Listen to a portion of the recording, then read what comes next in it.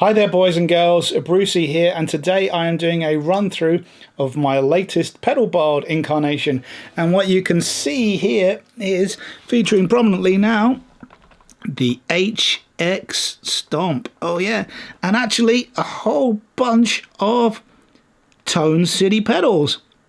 Why do I have so many? Well, why not? You may have seen some of my other videos recently where I've talked a bit about the Tone City pedals. Really happy with them. They seem to work really well with the Helix. Not that the Helix isn't fully compatible or capable of all the things that I want to do. It's just that I haven't really got around to programming it. And for all the sounds that I need, it's kind of just easier to have these pedals right at my fingertips, or should I say foot tips. So what's happening here? Well, very simply, I have one patch at the moment. Again, I will be changing this and I will do a video on how I'm changing it and what I'm going to be doing with it. But in that video, I just have this almost like an amp.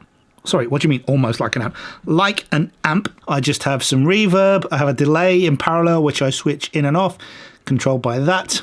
I'm using an IR, this Warm Marshall from Singtool, which is really my favorite IR at the moment. Using this amazing sounding Cali, Texas Channel 1. It sounds great.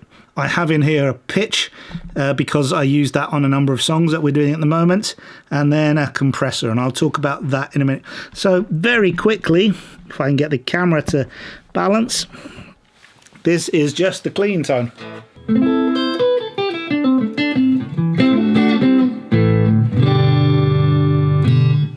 So what is the signal flow? Well, first off, it comes in and we go into the EP booster. Why? Because I feel that the EP booster just gives something.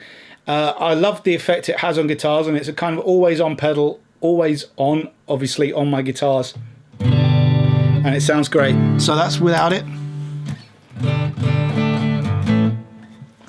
We obviously get a gain boost, but also I think it kind of does something with the lows as well. Just gives a bit of body to the sound, which I really like. So that always stays on. And that is crucial when we get into the drive pedals, because I'm pre-driving the pedals and they sound great with this before them. You get a little bit more gain out of them and it sounds amazing.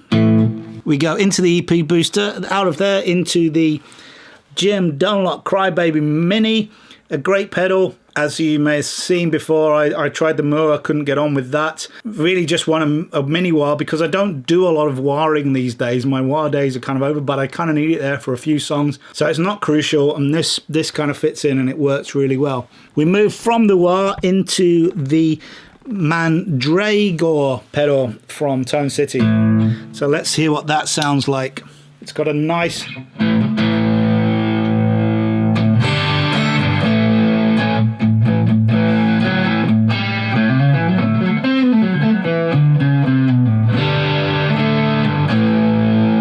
nice, deep, rich sounding overdrive there. Obviously helped by this. Let me turn that off. Let's hear what you have.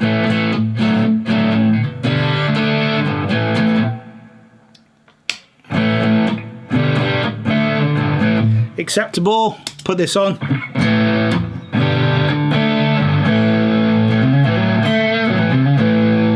So that's the Mandragora pedal. Move over to this, the Secret Weapon. Again, this is a bit late.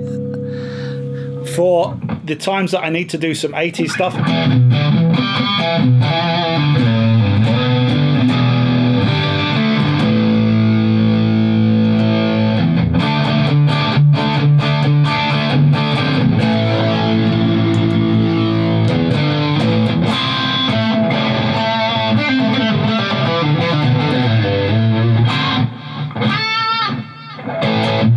What can I say about that? I love it. It works. Obviously, I could dial up a Marshall on there, but this just sounds great. One of the things you're also wondering why I'm using overdrive pedals rather than all the things that are on the Helix.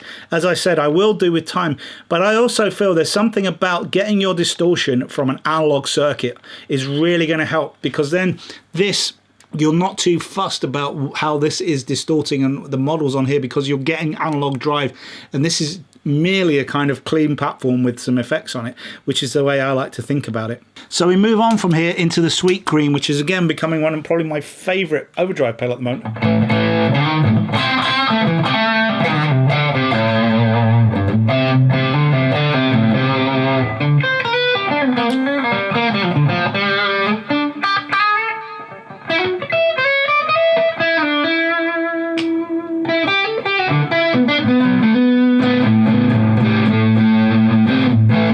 Really cuts through in a mix, really sounds great. And the other bonus is actually using this as a boost to say this.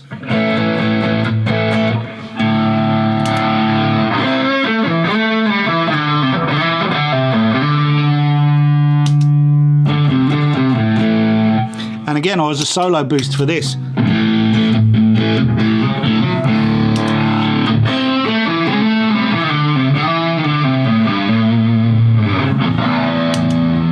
So that's that. Back to my original tone. We then move up from here into the phaser. Again, I haven't really set up my helix properly yet, so this was used in a gig just as I needed a phaser.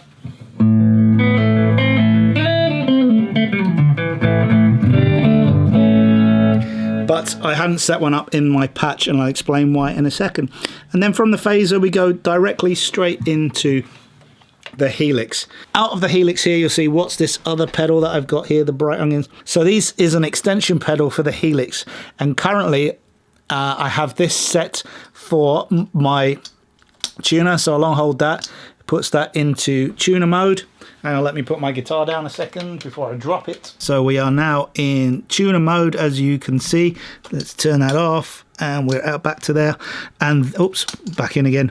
And then here I have this set to scroll through the different modes that you have. So we've got Stomp block mode, so this currently switches on the blocks in the preset. The next mode there goes to snapshots, then to the different presets, and then to the other one that I can never remember what it does, up and scrolling up and down banks, being able to turn on one pedal.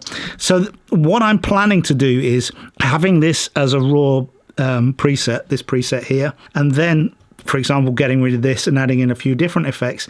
Because I only really have one block left for my different effect, what I will do is set this up on a number of different presets, so I can then just quickly switch between the presets if I want a phaser in my preset, if I want a octaver in my preset, if I want chorus. Because ultimately I really don't use, these are the main things that I use to change my flavors. Delay and compression are the other things I want to switch on and off quite a lot. Everything else is just ear candy. So whilst it would be nice to be able to switch that within a block, it's not the end of the world, because I can just switch it to another preset, and I never really use the two same things in different presets. So what I will be adding in is a preset for an octaver, preset for modulation, phase modulation, preset for probably tremolo, and then another one for auto wah, and that's about it. Also, you'll notice here I have my Anchor power bank, because on gigs I'm using that and the amazing bird cord from Songbird Effects USB cable. So I power this, and my pedals, all of this gets powered from a battery. Obviously at home I'm powering it from the electricity, but for gigs it can just be a little bit easier to do that. So that is my current setup. It will probably change. I'll probably be integrating the MS3 in here to make some of the preset changing a little bit easier. Watch this space for that. If you've got any questions, please do let me know. I'll be doing more videos on the HX Stomp, on how you can use it, on the versatility of it, and some of the hidden functions that it has. Otherwise, please do hit subscribe. Thank you for watching my videos. I've been Brucey, and I will catch you later.